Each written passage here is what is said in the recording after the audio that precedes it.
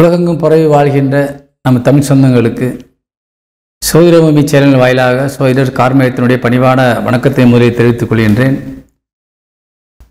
இந்த மாத ராசி பலன் என்பது நவம்பர் மாதத்திற்கானது. நவம்பர் மாத ராசி பலனை இப்போது நாம் காண இருக்கின்றோம். அதற்கு முன்னதாக நம்முடைய சேனலை நீங்கள் சப்ஸ்கிரைப் செய்து கொண்டு பார்க்குமாறு அன்போடு கேட்டுக்கொள்கின்றோம். இந்த நவம்பர் மாதத்தினுடைய ராசி பலன் 12 ராசிக்காரர்களுக்கும் எந்தெந்த வகையில் நன்மை செய்கிறது என்பதை காண இருக்கிறோம். குரு பகவான் உச்ச நிலையிலே கடகத்திலே அமர்ந்திருக்கின்றார். சுயசாரத்திலே கேது பகவான் சிம்ம ராசியிலே அமர்ந்திருக்கிறார். அதேபோல சுக்கிரன் ஆட்சி பலமடைந்து துலாமிலே அமர்ந்திருக்கின்றார். சூரியன் நீசபலம் அடைந்திருந்தார். இப்பொழுது நீசபங்க ராஜயோகம் ஆகியிருக்கிறார் துலாமிலே. அதே மாதிரி 17ஆம் தேதி அவர் விருச்சிக ராசிக்கு பயிற்சியாகிறார். புதன் இந்த மாதம் வக்கரகதியில் தான் இருக்கிறாரு. அதே நேரத்தில் நவம்பர் மாதம் 19ஆம் தேதி வக்கர நிவர்த்தி அடைகிறார்.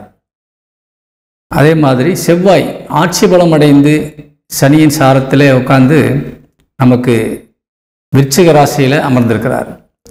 சனி பகவான் கும்பராசியிலே வக்கரகதியிலேயே அமர்ந்திருக்கிறார். அதே நேரம் நவம்பர் மாதம் 17ஆம் தேதி வக்கர நிவர்த்தி அடைகிறார். அங்கே ராகுவும் இருக்கிறார். நம்ம குரு பகவான் இந்த மாதத்திலே நவம்பர் மாதம் 18ஆம் தேதி வக்கரம் ஆரம்பிக்கிறார். அதாவது சனி வக்கர நிவர்த்தி அடைகிறார், குரு வக்கரம் ஆரம்பிக்கிறார். அதே மாதிரி புதனும் அந்த நவம்பர் 19ஆம் தேதி வக்கர நிவர்த்தி அடைகிறார். இப்போ இந்த கிரகங்களுடைய நிலவரத்தின்படி 12 ராசிக்காரர்களுக்கும் எந்த வகையில் நன்மைகள் இருக்கின்றது என்பதை காணலாம். கன்னி ராசியை சேர்ந்த அன்பு சொந்தங்களுக்கு இந்த மாதத்துடைய நவம்பர் மாதத்தின் ராசி பலன் பார்க்க போகிறோம். பொதுவாக பார்த்தீங்கன்னா இந்த மாதம் நிறைய மாற்றங்கள் நடக்கப் போகுது.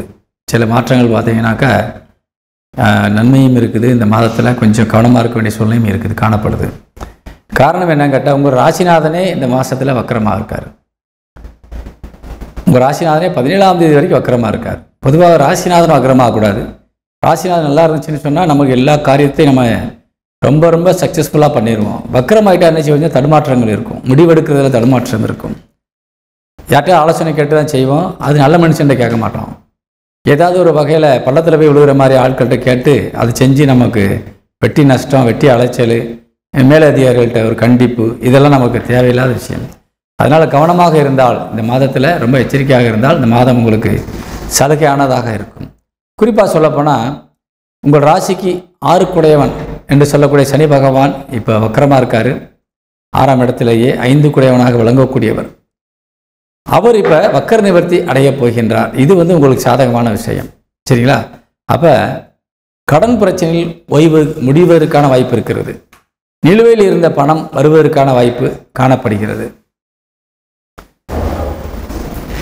உங்களுடைய நண்பர்கள் மூலியமாகவோ அல்லது அறிமுகமில்லாத சில நபர்கள் மூலியமாகவோ நீங்கள் ஏற்கனவே வழக்குகள் சந்திச்சிருப்பீங்க. அல்லது உங்கள் நண்பருக்காக நீங்கள் போய் மாட்டிக்கிட்டு அந்த வழக்குகள் நின்றுட்டு இருப்பீங்க. இப்படிப்பட்ட நிலையில் இருக்கக்கூடியவர்களுக்கெல்லாம் இந்த மாதத்திலே 17ஆம் தேதிக்கு மேலே வக்கர நிவர்த்தி சனி பகவான் அடைந்த பின்னாடி அந்த பிரச்சனைக்கெல்லாம் ஒரு முடிவு கிடைச்சிரும், சரிங்களா? அதனால் பயப்பட வேண்டாம்.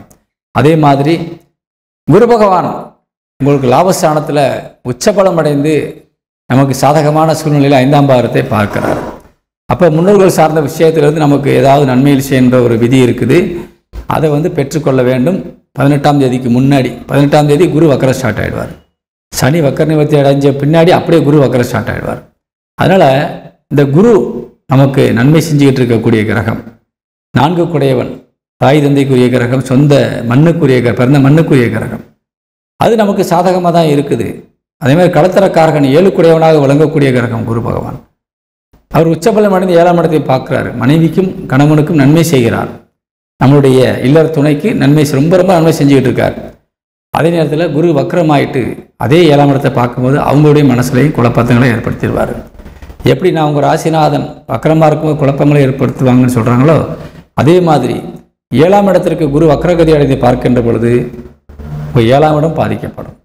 அதனால் கொஞ்சம் கவனமாக நீங்கள் பொறுமையாக எடுத்து சொல்லணும் உங்களுடைய எல்லா துணைக்கிட்ட, சரிங்களா? இந்த 17ஆம் தேதிக்கு மேலே குரு வக்கரமான பின்னாடி ஒரு கணவன் மனைவிக்குள்ளே சின்ன சின்ன பிரச்சனை வரும்னு சொல்கிறாங்க. நாம் கொஞ்சம் கவனமாக இருக்க சொல்லியிருக்காங்க. அதனால் அந்த டைமில் பிரச்சனை வந்தாலும் அமைதியாக போயிடணும், பெருசுப்படுத்தக்கூடாதுன்னு முன்னாடியே சொல்லி வச்சுட்டா அவங்களும் சரி அப்படின்னு அனுசரித்து போயிடுவாங்க, தெரிஞ்சு வச்சுக்கிடுவாங்க. சரிங்களா? அதே மாதிரி உங்களுடைய தாயார்கிட்ட இருந்து ஏதாவது உதவிகள் வேணும்னு சொன்னாக்கா இந்த 18ஆம் தேதிக்கு முன்னாடியே வாங்கிக்கோங்க. அதுக்கு பின்னாடி கிடைக்காது. சரிங்களா? தாய் வழி உறவுகள் மூலியமாகவும் அல்லது தாயோட சொத்து பாகுவஸ்தி பண்ணணும் அல்லது நேரடி வாங்கணும்னா கூட 18ஆம் தேதிக்கு முன்னாடி வாங்கிக்கோங்க. அதுக்கு பின்னாடி கிடைக்கிறது கஷ்டமாயிடும். சரிங்களா? சரி, இப்போ என்னன்னு கேட்டிங்கன்னா, சனி பகவான் வக்கர நிவர்த்தி அடைஞ்சு 3ஆம் பார்வையாக உங்களுடைய ராசிக்கு 8ஆம் இடத்தை பார்க்குறாரு. இது வரைக்கும் வக்கரம் அடைஞ்சு உங்கள் ராசிக்கு 8ஆம் இடத்தை பார்த்தாரு. அப்படின்னா என்ன நடந்திருக்குன்னு சொன்னாக்கா 17ஆம் வரைக்கும் வக்கரமாக தான் பார்க்குறாரு. 17க்கு மேலே தான் வக்கர நிவர்த்தி அடைகிறார்.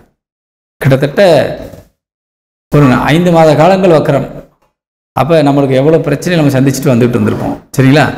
அப்போ இதெல்லாம் சமாளிச்சுட்டு வந்துட்டோம். இப்போ சரி பண்ண போகிறோம் எல்லாத்தையும். உதாரணத்துக்கு உங்கள் ராசிக்கு 8ஆம் இடத்துக்கு சனி பார்க்கும்போது என்ன ஆகும் சொன்னால் மருத்துவ செலவுகள் நிறையா வந்திருக்கும். உங்களுக்கு கன்னிராசிக்காரங்களுக்கு மருத்துவ செலவு எக்கப்பட்டது வந்திருக்கும். அதே மாதிரி வயசானவங்கன்னா ரொம்ப வந்திருக்கும். இப்போ அந்த மருத்துவ செலவுகளே இல்லாமல் உடல் ஆரோக்கியம் நீங்கள் பெறப்போகிறீர்கள். பல நல்ல விஷயங்கள் இப்போ நடக்க போகுது. சரிங்களா? கடன் அடைவதற்கான வாய்ப்புகளும் இப்பொழுது கண்டிப்பாக 17ஆம் தேதிக்கு மேலே இருக்கிறது. இதெல்லாம் நம்ம பயன்படுத்திக்கணும். அந்த டைம் நல்லா இருக்கும்போது நல்ல விஷயங்களை செய்யணும். அதே மாதிரி ராசிக்கு 7க்குடையவன் வலிமையடைந்து உங்களுக்கு 17ஆம் தேதி பார்க்குறார். அப்போ அந்த கணவன் மனைவிக்குள்ள அந்த பந்தம் என்பது ரொம்ப சிறப்பாக இருக்கிறது 17ஆம் தேதி வரைக்கும். அதுமாதிரி திருமண யோகமும் அந்த வாய்ப்புகள் நிறைய இப்போ கொட்டி கிடக்குது. திருமணம் ஆகாமல் இருப்பவர்களுக்கு திருமண யோகம் நிறையா இருக்குது, பயன்படுத்தி கொள்ள வேண்டும். 17ஆம் தேதிக்கு மேலே கண்டிப்பாக குரு வக்கரமான பின்பு கொஞ்சம் தள்ளி போகும்.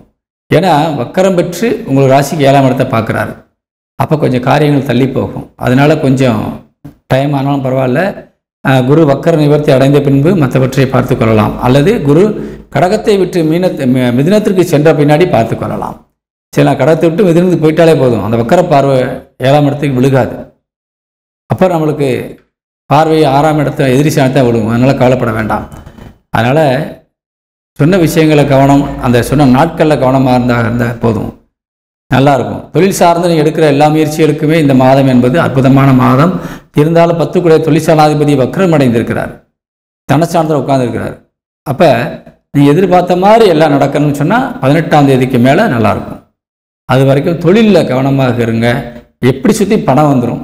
ஏன்னா 2ஆம் இடத்துல சுக்கிரன் ஆட்சி. 2ஆம் இடத்துல சுக்கிரன் ஆட்சி பெற்றுட்டாலே உங்களுக்கு பையில் பணம் இல்லாமல் எங்கேயும் போக மாட்டீங்க. யார் காசும் உங்கள்கிட்ட வந்துடும். பணப்புழக்கம் அதிகரிக்கிறது. கவலைப்பட வேண்டாம். இந்த மாதம் என்பது உங்களுக்கு யோகம் தரக்கூடியதாக இருந்தாலும் சில விஷயங்கள் கவனமும் கொள்ள வேண்டும் என்பதை கேட்டு விடைபெறுகின்றேன். வணக்கம்.